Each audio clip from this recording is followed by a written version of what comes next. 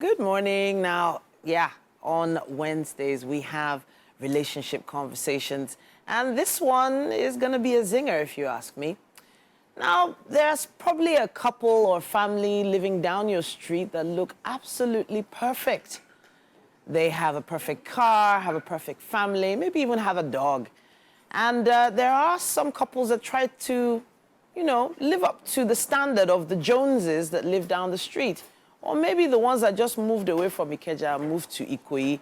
But the question now is there such a thing as a perfect marriage? And that's the question we're trying to answer today. On the show, we have the amazing relationship guru himself, Miracle Ihuoma. He's a dynamic speaker, author, clinical psychologist, life coach, and spiritual shepherd.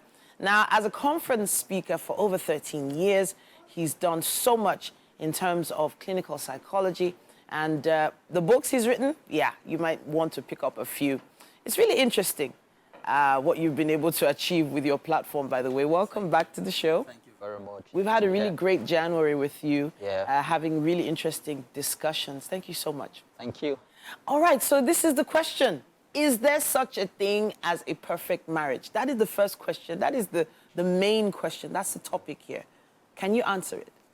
Yeah, I can. Okay. I can authoritatively say that there is no such thing as a perfect marriage. There is no such thing as a perfect marriage. No such thing. Okay, so even though my mom and dad have been married for 25 years and, they still go to church with each other every Sunday, they still make phone calls to all the family members, they still look great, they're healthy, they're safe. Isn't that as close to perfect as perfect can be?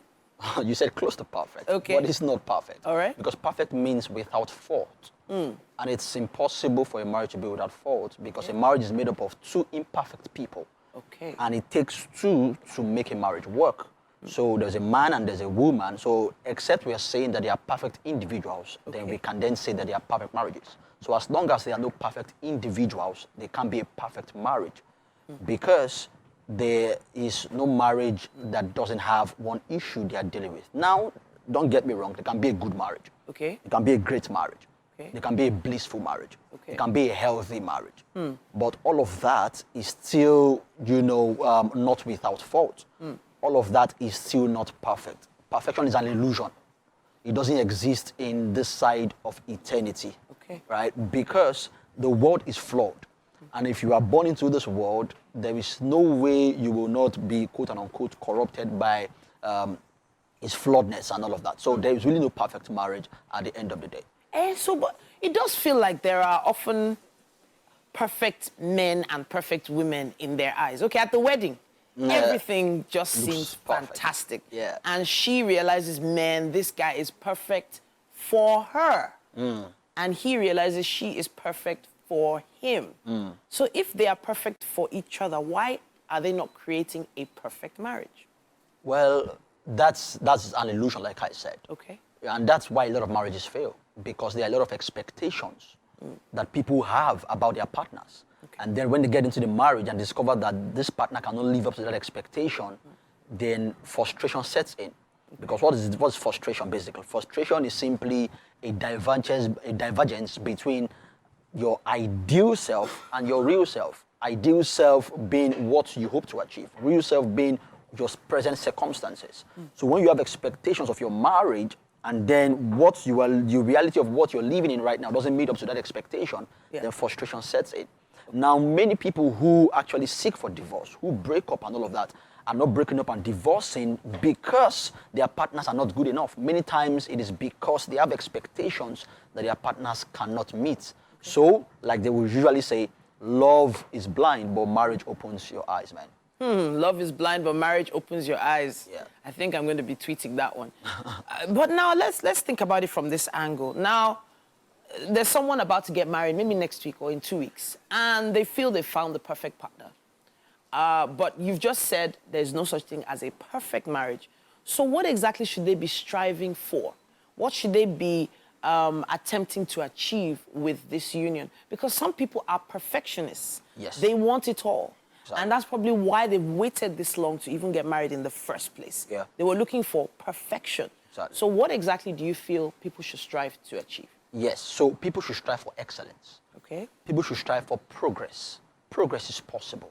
Excellence is possible, but perfection is not, right? So progress is, are we better today than we were yesterday? Okay. Are we better this week than we were last week? Are we better this month than we were last month?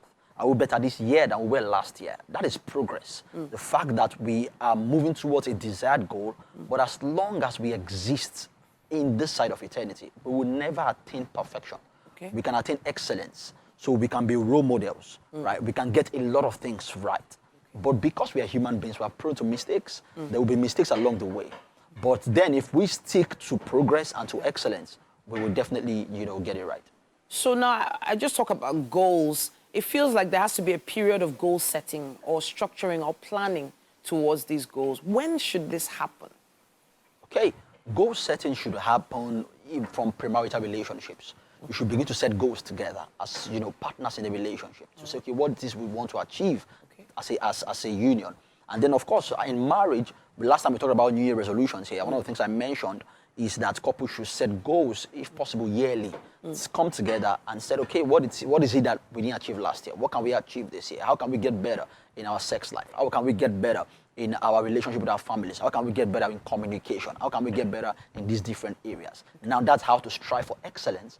But, of course, like I said, you might not attain perfection, but you will definitely get better. Once you're getting better, that's good enough. All right. So even our moms and dads that look so amazing together, they're not perfect. Of course but not. The thing is, it's not like they went to a school for this. It's not as if they were trained or taught this. It just felt like it happened for them. I don't know, 2024 just feels like kind of year where maybe things are a lot different from how things were before. A lot, yeah. There are a lot of different obstacles for people to climb over in 2024 than our parents did. Yeah. So now let's look back on exactly how imperfect each person is. Yeah. So for instance, we've talked goal setting now, and one person wants to strive for excellence. The other person is not really that bothered. Yeah. Is it possible to strive for the same goal?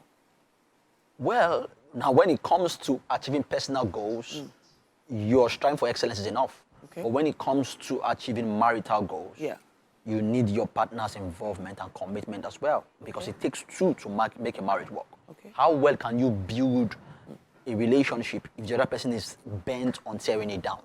It's almost impossible. It's a Herculean task.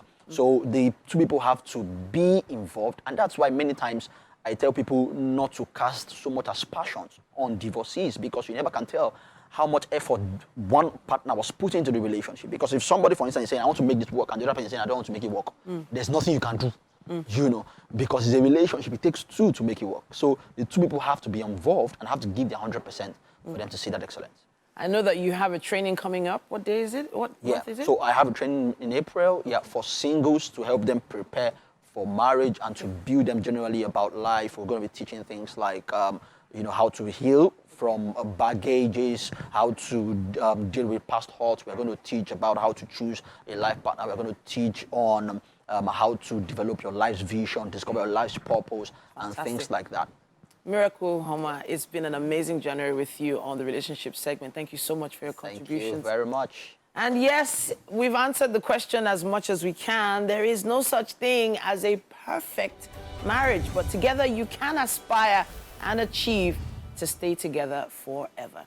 We have a break coming your way and so much more coming up on Wake Up Nigeria.